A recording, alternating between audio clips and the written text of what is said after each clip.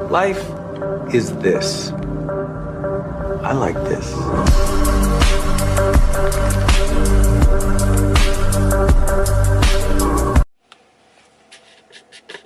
What's going on?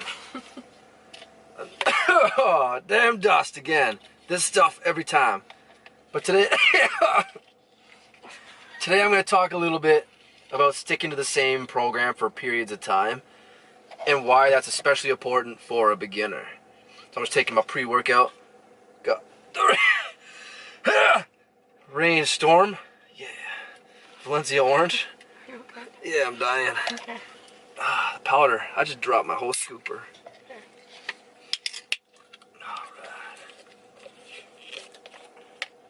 Alright. Orangey. Huh? Yeah, thank you.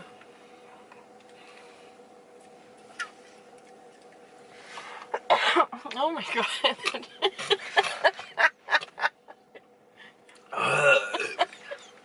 That was close. Oh, we made it though. No splooging on the window today. Alright, let me throw my seatbelt on. Safety first. Let's back out of here. Hopefully not kill nobody. Making masses. You walk. I don't like it. Alright. So sticking to the same program for periods of time, whatever that may be, especially being important for beginners, is going to allow you to become accustomed to these movements, right? A lot of beginners don't understand how to properly perform a movement. Their stabilizers aren't built up, right? So sticking to the same program for durations of time is going to allow you to essentially perfect these movements and gain more knowledge during these movements. I feel like I'm saying movements a lot, but it's true, right? So the longer you squat, the better you're going to get at it. The longer you bench press, the better you're going to get at it. The longer you deadlift, the better you're going to get at it, right? But if you just do deadlifts for a week and then next week you decide to do upright barbell rows or something, right? And it wasn't on your program or anything, or you know what I mean? Or like even for like, you're just flip-flopping. It makes no sense. What I say is stick to a program for at least 3 months, whatever that may be. I don't know who you're following or what you're doing, right? But pick a key set of movements that hits every single body part that you're looking for, right? So usually I pick like 3 chest movements. I pick like, I don't know, 4 back movements, give or take, right? Like you kind of do that, but stick to the same movements over and over and over again. And then eventually you'll perfect them. This is going to help develop your stabilizers, your key movement patterns, and everything, which will transfer to every single lift. If you're not, something I like to say is you can't teach an old dog new tricks, and that's not really my saying. It is a saying. It's not my saying, I know that. It's not your saying. But it's just something that people say, and you can't teach an old dog new tricks, meaning when you do, like when you're practicing bad form, you're not practicing good form, your bad form will carry on to every single movement because you haven't perfected good form yet. So for example, deadlifting. I see a lot of people deadlifting and for some reason they crank their neck up, right? And that is, I've even seen some really high deadlifters do that. Like, I don't get it.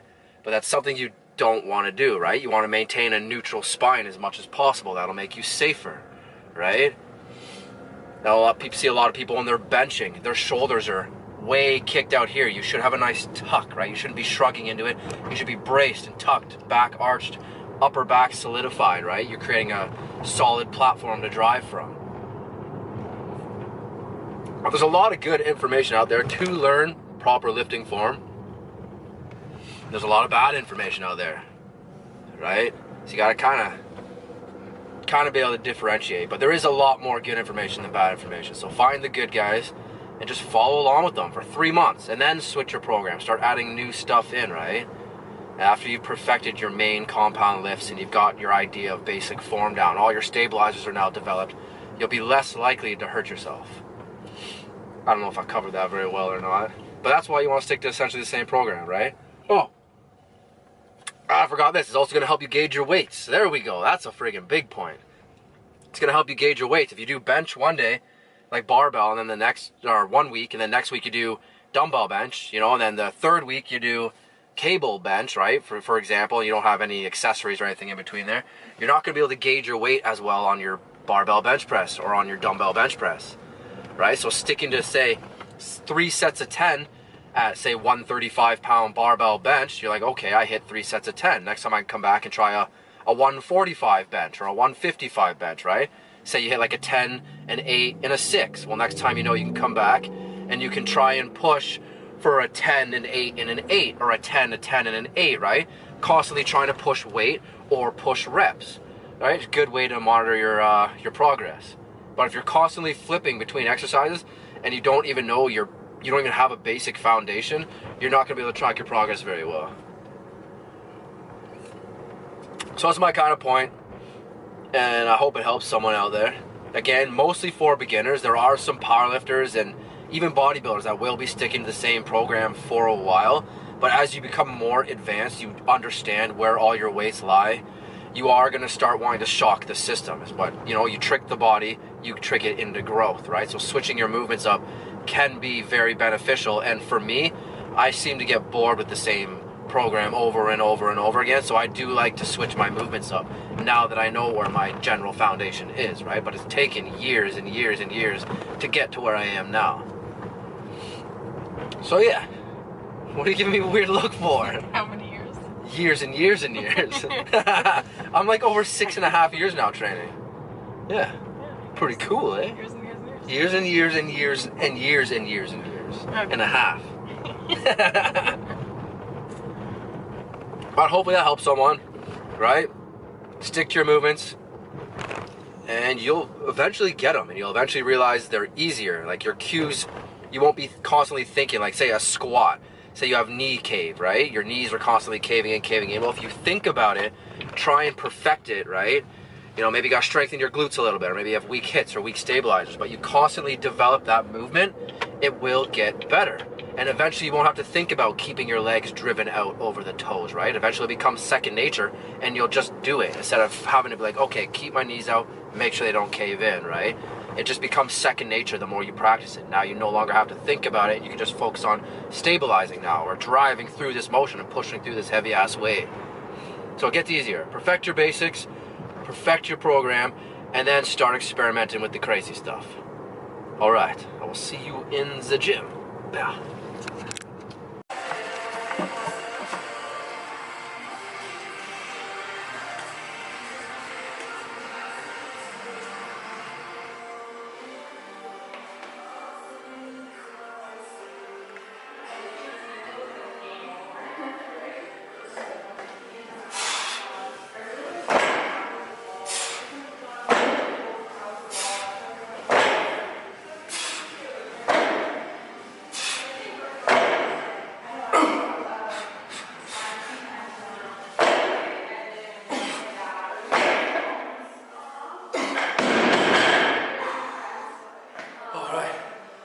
One pyramiding up today. That's the first set. I'm trying to do them raw, no belt, using a hook grip, and they're deadly. It's my first time hitting. Gotta breathe. It's my first time hitting 8 doing that, so I'm actually happy with that. Probably gonna throw at least 15 per side next, so 435. Maybe try for a top set of 455 for at least 3 or 4 reps. But that's one 3-ish minute breather. Let me go again. All raw sets today. Raw dog.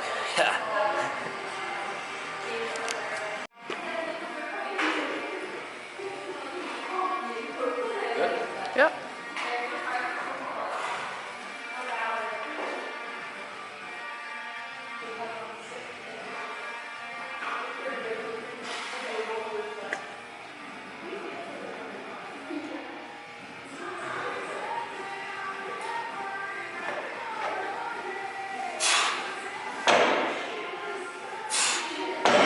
It's bad.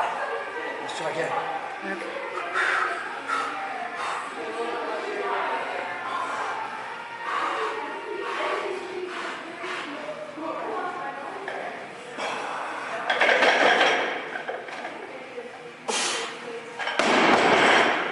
I'm seeing stars already. Fuck. That's brutal. That's only set 2, 3. I gotta hit another one at least. Damn it. Come on. Come on.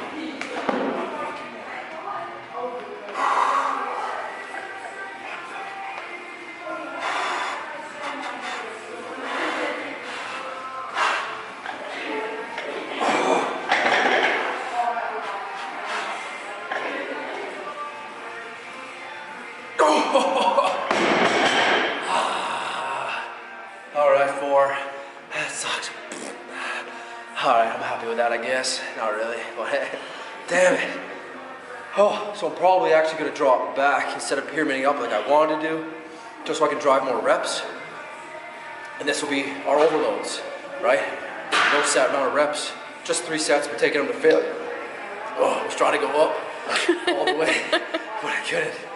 So I am gonna pull back by taking off probably just 15-pound plates back to 405. Drive as many reps as I can for my last set. 3-minute break.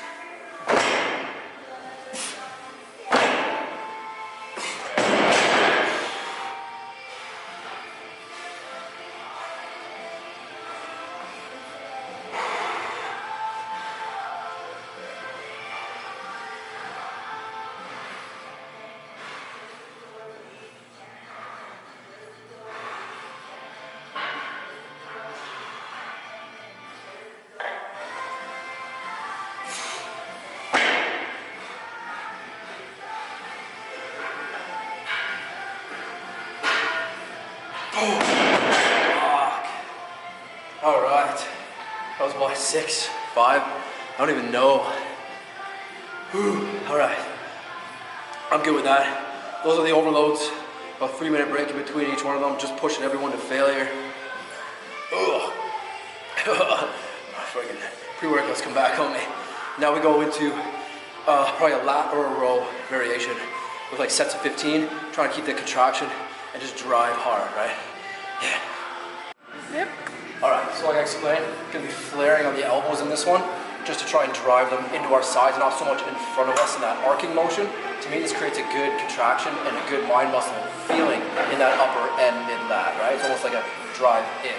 We're not gonna be doing that rocking motion like I did in my other video, where it's kind of like a one-sided alternating squeeze, but then you add that little crunch. We're just gonna do both together, try to get a hard contraction, drive the elbows into our sides, controlling that eccentric motion up, overloading the weight as much as we possibly can, trying to fatigue at that 15 rep mark.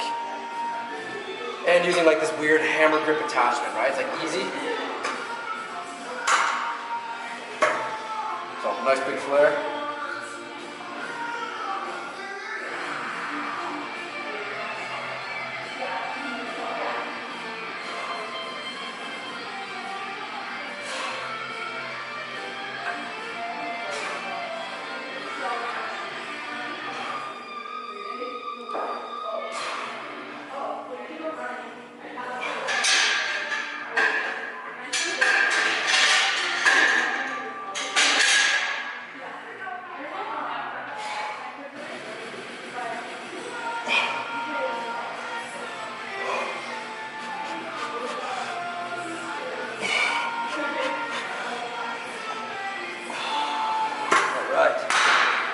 Exactly what I was looking for, and they started to get pretty sloppy around that 12 rep mark.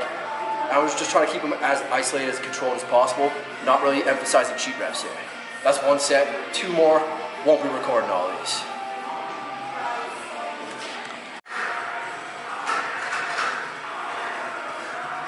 You recording? Yeah. Okay. All right. We finished our overloads for our back, essentially targeting the entire back, driving through the posterior chain. We did our lat pull down, firing through the upper lat to mid lat as much as possible. Now we're going into our accessory motion to try and target through the entire lat, but also especially trying to target that low little tooth part, inserting into the bottom ribs, right? That's a very undeveloped part. A lot of people, like even myself, it's very hard to get her going down there. But this movement is a great one. Essentially bracing off. We're going to push out with our arm, slight arcing motion. Our body's going to initiate the motion. We're going to drive through with our elbow into the lat, squeezing through to about a half contraction, and then we're going to slight twist to finish the contraction. Then a full stretch, allowing the arm to lead the motion on the way back, and repeating.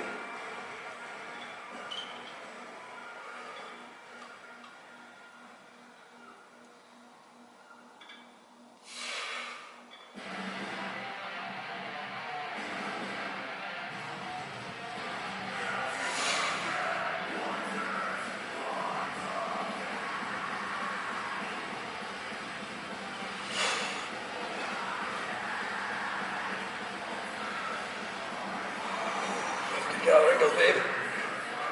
What? Don't forget the other angles. Don't just knock one angle. I almost fell asleep. I'm sorry. More angles. Oh yeah, that one's good. I'm sorry, babe.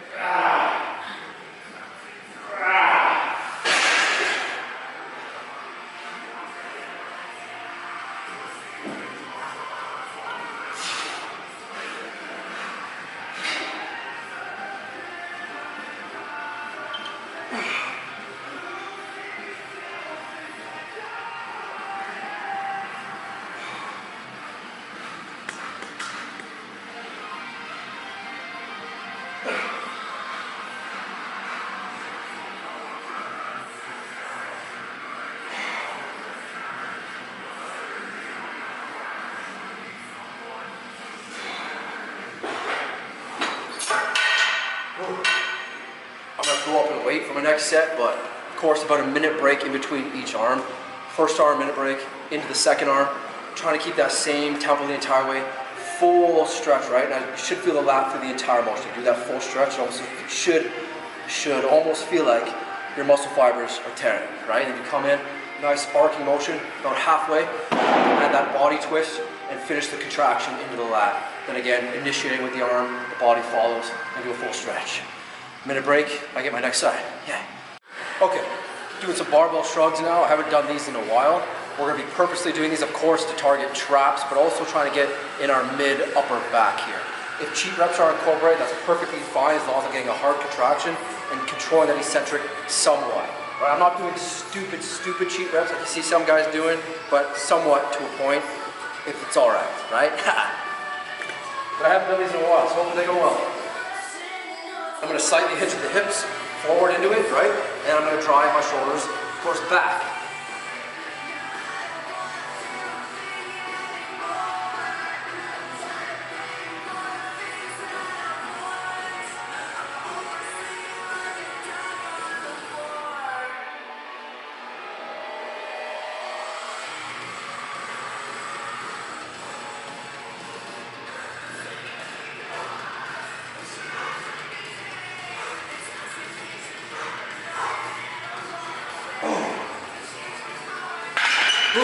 I gotta strap up for the next one. I was losing my grip. It's ridiculous.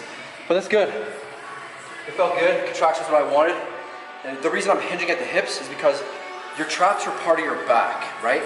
You can target them by going like this, but if you bring your shoulder joint slightly back, you're gonna target more of the trap instead of just going straight up, right? And hitting up in here, you're gonna go through your entire trap, which is what you want, right? So slight hinge, drive the shoulders back, and you'll get way more trap activation that way. All right, breather. 2 more of those. Won't be recording them because it's just too much.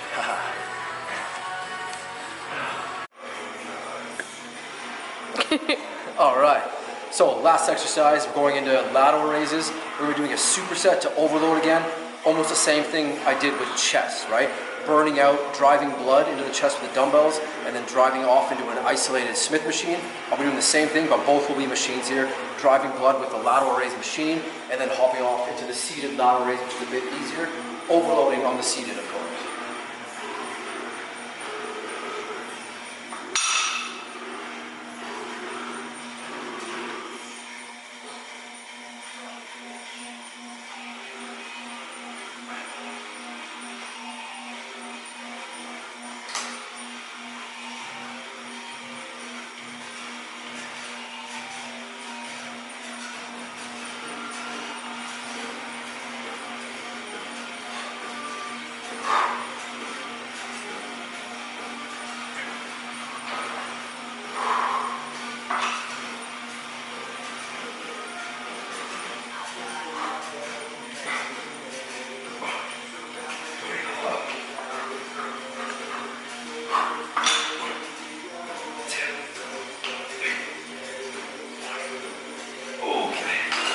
Adequate blood in there.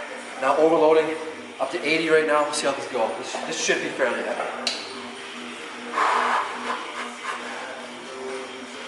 Yeah, it is. Yeah, it is.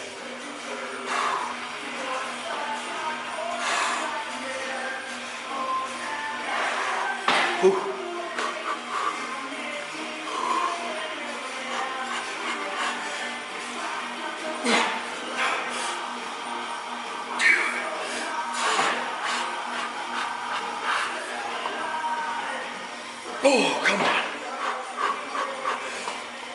Oh, no, that's it. That's failure. That's what we want. Yeah. Oh, and so driving the blood, taking those pretty close to failure, just if the burn is deadly. I did 30 reps. By the time you get to here, you know, you should be like, oh no, I don't want to do this. And now you overload with your heavy weight, which you saw. I hit like 9, but little breathers in between. I don't even know if I got 9. I could have been like 6 or 7, but heavy, right? Trying to get that tear in the muscle. Shock the system. Yeah, 3 of those. I'm gonna pyramid up every time on this. Weight's probably gonna stay the same on the first. And yeah, that'll be the end of the workout. I'll see you back in the car.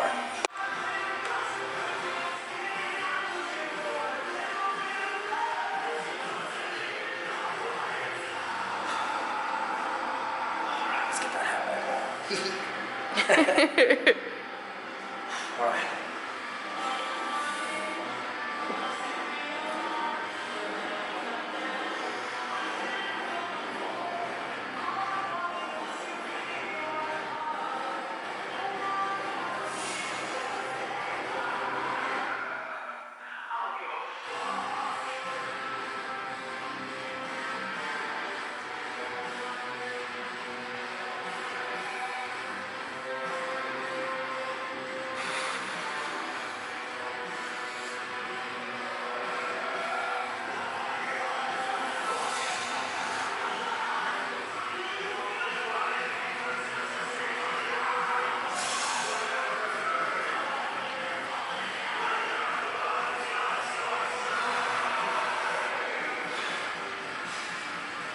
Want to do the back of it? Yeah, I want to do back. I don't know if the lighting's good. No, Where do I go? I'd go a little forward. Here? Yeah.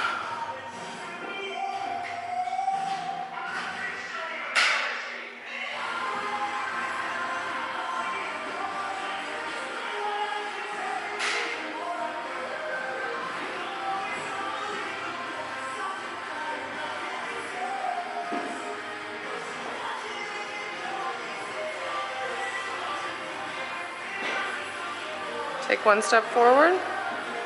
There you go.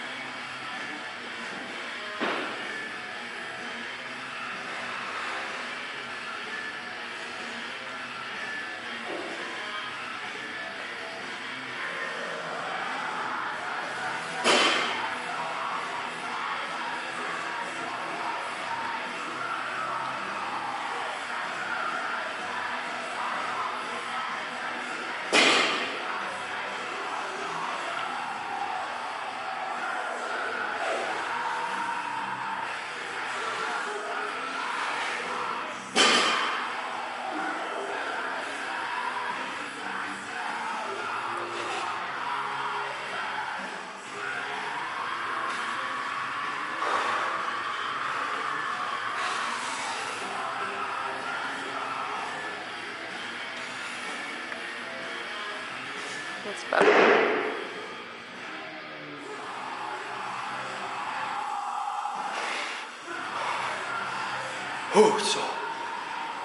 It's very hard pausing.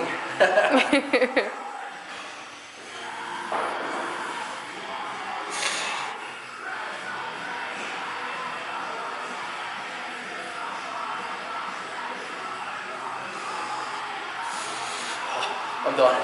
Damn. All right. That's that one. That's what I was doing for a while, like back to my old programming kind of thing when I was doing push, pull, legs. And I'm almost back to that transition again now. It's a very good training style for anybody, right? You're essentially hitting everything as many times as you need to throughout the week to get the full growth, right? But then I've also been experimenting with that other split you've seen me doing where I do chest, front delts, then I do quads and triceps, then it's back and shoulders, and then it's hamstrings and biceps. But I don't know, for some reason in that split, I find it hard to add in stomach, and it could just be me or not, I don't know, but I'm finding it hard to add my stomach in and just various accessory muscles. So I'm trying to currently fix up my program and tweak it a little bit so I can start adding more forearms, more stomach, right? And eventually, like it shouldn't be eventually, it should have been already, I need to start stretching. I saw on the news, like, I don't even, not the news, but like a doc, I don't even know what you'd call it, like a document or something online about like a 90-year-old man, and all he does is yoga, and he's like fit as can be, right? Stretching, it just shows you how good stretching is for you, right? And a lot of us neglect it. I'm one of them. I'm definitely one of them that neglects stretching, and I need to stop that, because I'm starting to feel tight. Like 2, maybe 3 years ago, when I was stretching consistently, I've had some of my best lifts ever, right? Doing your dynamic stretches to begin, which I always do still, dynamic stretching for anywhere from 5 to 10 minutes, and then static stretching, which for a good, 10 to 20 minutes, which I've been neglecting hard. But again, so some of my best shape, best lifts doing that. And I really need to get back to it, right? You just feel more free. Your spine's more free. Your joints are more free. Everything just feels great. You come back almost even more refreshed than you would taking a double rest day or what, right? But that's it for today. I will see you tomorrow. I think it's just pure legs tomorrow. Maybe grind out some stomach, right? We'll see how she goes. Until the next one, peace.